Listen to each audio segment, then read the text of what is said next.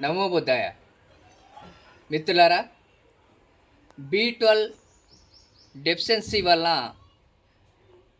అనేక అనారోగ్య సమస్యల్ని ఎదుర్కొనవలసి వస్తుంది. B12 లోపంతో ప్రధానంగా మానవుని శరీరం పాలిపోయినట్టు ఉండటం, మతిమరుపుగా అప్పుడప్పుడు ఉండటం, పిక్కలు పట్టేయటం నిద్రలో, శరీరం పాలిపోయినట్టు ఉండటం, వెంట్రుకలు రాలటం, ఇలాంటి అనేక సమస్యలు B12 లోపం వల్ల వస్తున్నాయి. B12 సహజంగా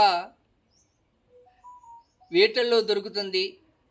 ఎలా దాన్ని తీసుకోవాలి అంటే, వాస్తవానికి B12 చాలా తక్కువగా, అంటే 15 మిల్లీగ్రాములు సరిపోతుంది. కానీ ఆ 15 మిల్లీగ్రాములు కూడా లేకపోవటం ద్వారా ఈ సమస్యలను ఎదుర్కోవాల్సి వస్తుంది.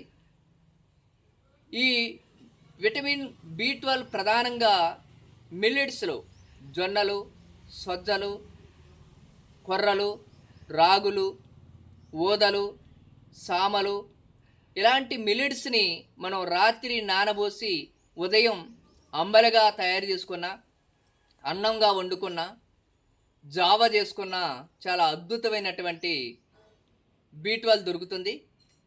అలాగనే సోయాలో కూడా B12 లభిస్తుంది. పాలల్లో కూడా B12 ఉంటుంది.